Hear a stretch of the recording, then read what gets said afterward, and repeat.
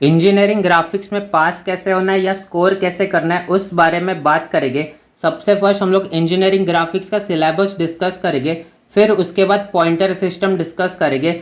इसका मतलब कि कितने मार्क्स लाने चाहिए 10 पॉइंटर आने के लिए, और वैसे नीचे नीचे आने तक पासिंग मार्क्स मतलब 4 पॉइंटर के लिए कितने मार्क्स चाहिए उस बारे में बात करेंगे। फिर उसके बाद इंजीनियरिंग ग्राफिक्स के क्वेश्चन पेपर का जो पैटर्न है उस बारे में बात करेंगे, यानी कितने क्वेश्चंस टोटल आएंगे, कितने मार्क्स से क्वेश्चन आएंगे, कौन से चैप्टर से क्वेश्चन आएंगे, कितने सब क्वेश्चंस आएंगे, वो सब बात करेंगे।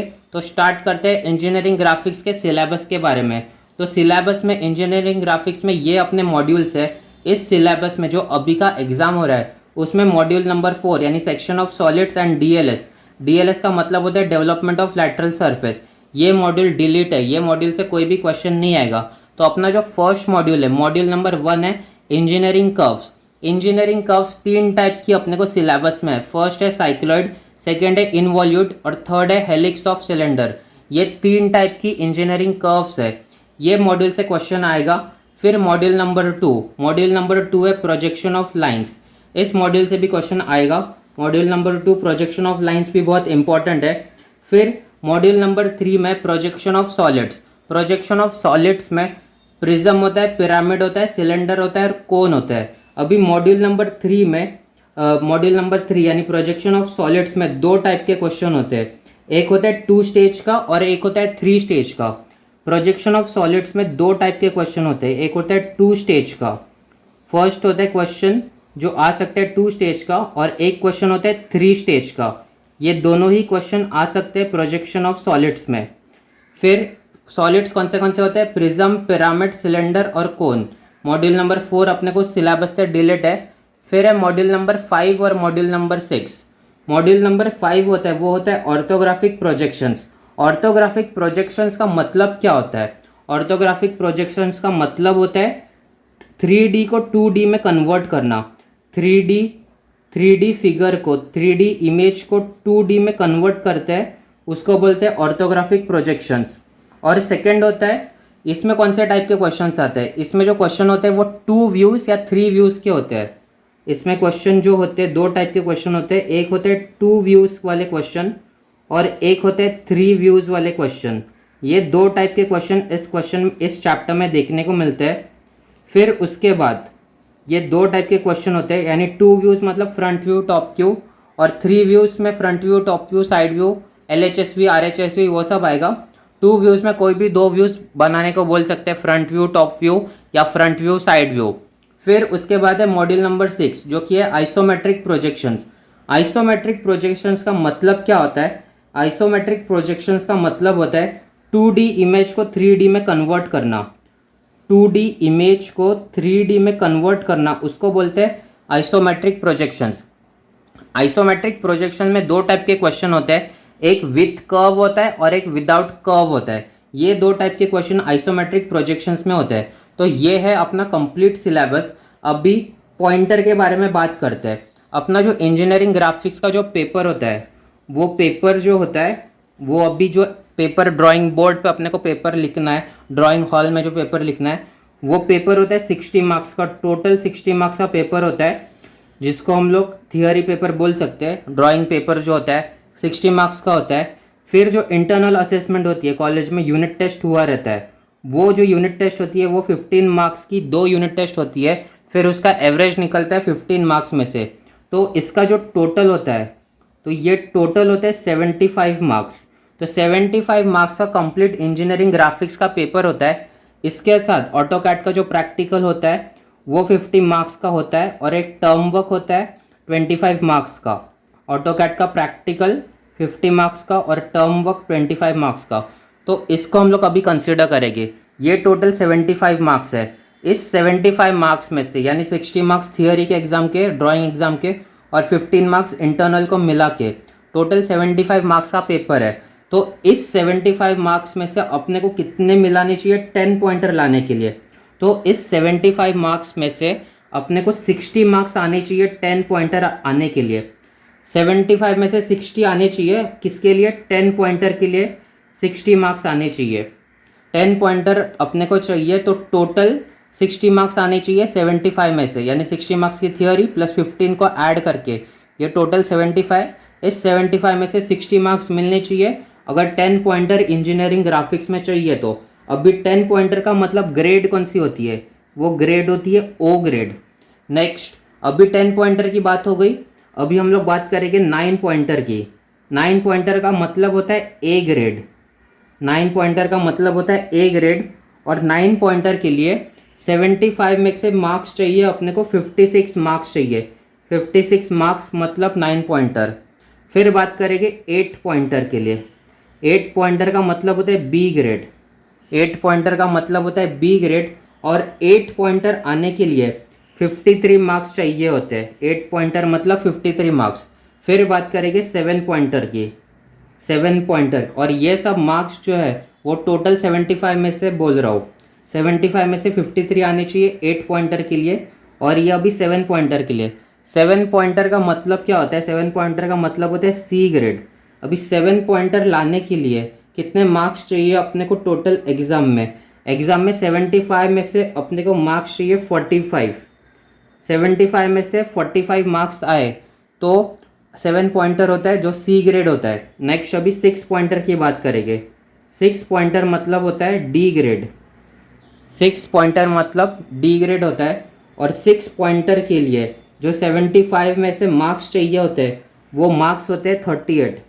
38 मार्क्स चाहिए होते हैं 6 पॉइंटर के लिए। नेक्स्ट, अभी 5 पॉइंटर की बात करेंगे। 5 पॉइंटर मतलब होता है ई ग्रेड।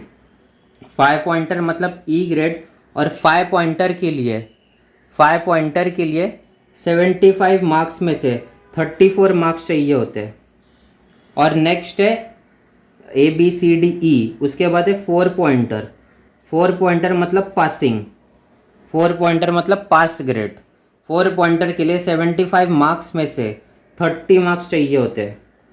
30 मार्क्स चाहिए होते हैं पास होने के लिए 75 में से। इसका मतलब क्या, ये जो 60 मार्क्स का पेपर है उसका पासिंग 24 होता है। 60 मार्क्स के पेपर में पासिंग 24 आए। इंटरनल असेसमेंट यूनिट टेस्ट में 15 में से पासिंग 6 मार्क्स होता है, तो इसमें से 24 पासिंग, इसमें से 6 पासिंग, तो ये टोटल 30 मार्क्स होता है। अगर टोटल 75 में से सिर्फ 30 मार्क्स हुआ तो वो 4 पॉइंटर होता है और वो पासिंग मार्क्स होते हैं।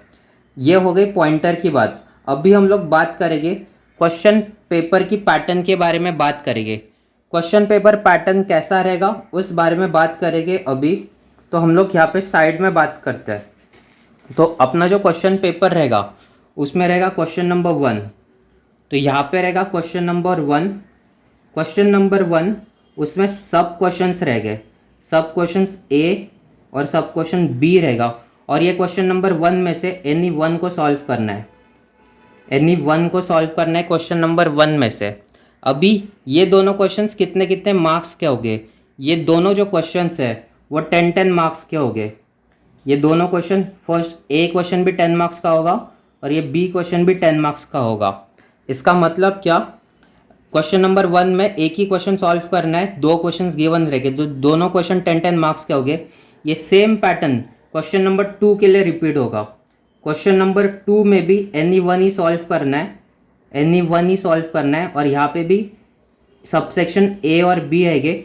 लेकिन यहाँ पे जो मार्क्स डिस्ट्रीब्यूशन रहेगा वो 10-10 मार्क्स नहीं रहेगा। यहाँ पे मार्क्स डिस्ट्रीब्यूशन ये 15 मार्क्स 15 मार्क्स ऐसा रहेगा, 15-15 मार्क्स का रहेगा। फिर क्वेश्चन नंबर 3, क्वेश्चन नंबर 3 जो है उसमें भी एनी वन ही सॉल्व करना है, एनी वन ही सॉल्व करना है। उसमें भी सबसेक्शन ए और बी रहेंगे, और ये क्वेश्चन नंबर 3 भी 15-15 मार्क्स के दोनों रहेंगे। मतलब ए सेक्शन भी 15 मार्क्स का रहेगा और ये बी वाला क्वेश्चन भी 15 मार्क्स का होगा। अभी क्वेश्चन नंबर 1 हुआ, क्वेश्चन नंबर 2 हुआ, क्वेश्चन नंबर 3 हुआ। इसमें एनी वन सॉल्व करना है, इसका मतलब ये 2 क्वेश्चन में से कोई भी एक ही क्वेश्चन सॉल्व करना है। अभी लास्ट वाला question, question number 4। Question number 4 रहेगा, उसमें कोई ऑप्शन नहीं रहेगा, वो एक ही क्वेश्चन रहेगा 20 मार्क्स का। इसमें कोई भी ऑप्शन नहीं रहेगा, इसमें एक ही क्वेश्चन आएगा 20 मार्क्स का। अभी पेपर पैटर्न में ये ऐसा ही अपना क्वेश्चन पेपर पैटर्न होने वाला है। तो टोटल क्वेश्चन पेपर जो है वो 60 मार्क्स का है। इसका मतलब क्या, यहाँ पे ये 15 मार्क्स 30 मार्क्स, और ये 20 मार्क्स 30 और 20 50 मार्क्स, और ये क्वेश्चन 10 मार्क्स का। ये टोटल 60 मार्क्स का पेपर है विथ ऑप्शंस के साथ, नहीं विदाउट ऑप्शंस 60 मार्क्स का पेपर है, विदाउट ऑप्शंस ज़्यादा होगा, ऑप्शंस के साथ 60 मार्क्स का पेपर है। अभी इसमें क्वेश्चंस कौन से आ सकते हैं, क्वेश्चन नंबर 1 ए और बी। तो क्वेश्चन नंबर 1 में जो क्वेश्चंस आ सकते हैं वो फर्स्ट क्वेश्चन आ सकता है इंजीनियरिंग कर्व्स में से।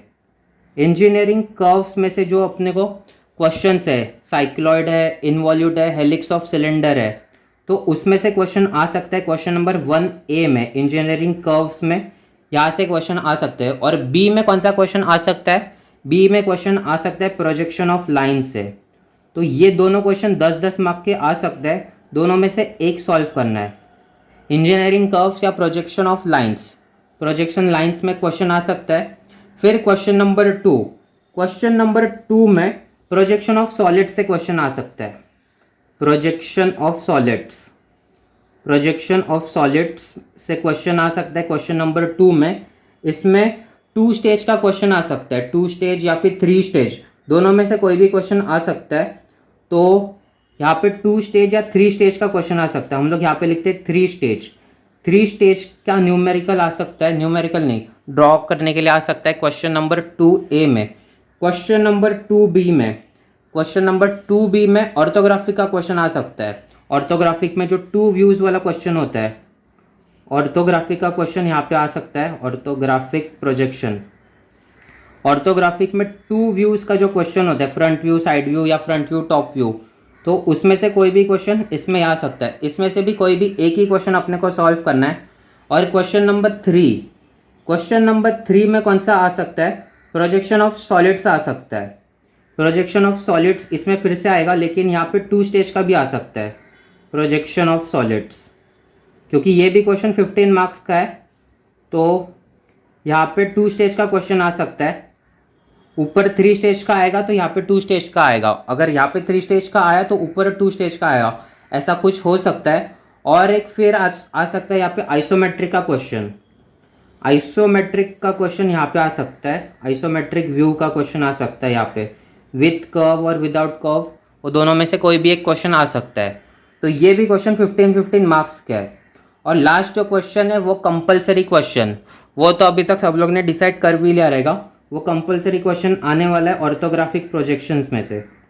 ऑर्थोग्राफिक प्रोजेक्शन में से 3 व्यू वाला क्वेश्चन आने वाला है। ऑर्थोग्राफिक प्रोजेक्शंस, उसमें भी 3 व्यू वाला क्वेश्चन। इसका मतलब इसमें फ्रंट व्यू, टॉप व्यू और LHS या फिर RHS बनाना होता है। तो ये 3 व्यूज़ का क्वेश्चन, ये कंपलसरी 20 मार्क्स का फिक्स क्वेश्चन है, यह आने वाला है। तो अभी अपने को तैयारी कैसी करनी चाहिए, प्रिपरेशन कैसी करनी चाहिए। सबसे फर्स्ट अपने को इंजीनियरिंग कर्व्स और प्रोजेक्शन ऑफ लाइंस कंप्लीट कर लेना चाहिए। फिर उसके बाद projection of solids, projection of solids complete अपने को कंप्लीट करना चाहिए, उसमें एक भी न्यूमेरिकल छोड़ना नहीं चाहिए। 2 स्टेज 3 स्टेज सब आना चाहिए। फिर isometric orthographic projections, orthographic projections की प्रिपरेशन हम लोग सबसे लास्ट में करेंगे, क्योंकि इसमें बहुत टाइम कंज्यूमिंग है। और पेपर में भी, पेपर लिखते टाइम ऑर्थोग्राफिक प्रोजेक्शन का क्वेश्चन कभी भी स्टार्ट करना ही नहीं पहले। ऑर्थोग्राफिक प्रोजेक्शन का क्वेश्चन हमेशा लास्ट में करना जब भी टाइम बचता है, क्योंकि ऑर्थोग्राफिक के प्रोजेक्शन को क्वेश्चन करने में कम से कम 1 घंटे से ज़्यादा टाइम लगता है, जो कि पॉसिबल नहीं है। और वहाँ पे खड़े होकर करना पड़ता है, तो बहुत टाइम लग सकता है। इसीलिए ऑर्थोग्राफिक प्रोजेक्शन का क्वेश्चन हमेशा लास्ट में करना। और ऑर्थोग्राफिक प्रोजेक्शन में कभी भी ये 2 व्यूज़ और 3 व्यूज़, ये दोनों क्वेश्चन को एक साथ अटेम्प्ट मत करना। मतलब क्वेश्चन नंबर यहाँ पे 2 व्यूज़ का क्वेश्चन आया, यहाँ पे 3 व्यूज़ का क्वेश्चन आया, अगर ये दोनों क्वेश्चन अटेम्प्ट करने जाओगे तो इसमें पूरा 3 घंटा या 2 घंटे से ज़्यादा टाइम चला जाएगा। इसीलिए ऑर्थोग्राफिक में कोई भी एक ही क्वेश्चन, ये क्वेश्चन नंबर 4 अटेम्प्ट करने का, या फिर यह अटेम्प्ट ही नहीं करने का ऑर्थोग्राफिक प्रोजेक्शन। अगर अभी तक कुछ भी प्रिपरेशन नहीं हुआ है तो अभी सबसे फर्स्ट स्टार्ट कैसे करो, इंजीनियरिंग कर्व्स को कंप्लीट करो और प्रोजेक्शन ऑफ लाइंस को कंप्लीट करो। फिर उसके बाद प्रोजेक्शन ऑफ सॉलिड्स को कंप्लीट पूरा करो, 2 स्टेज और 3 स्टेज।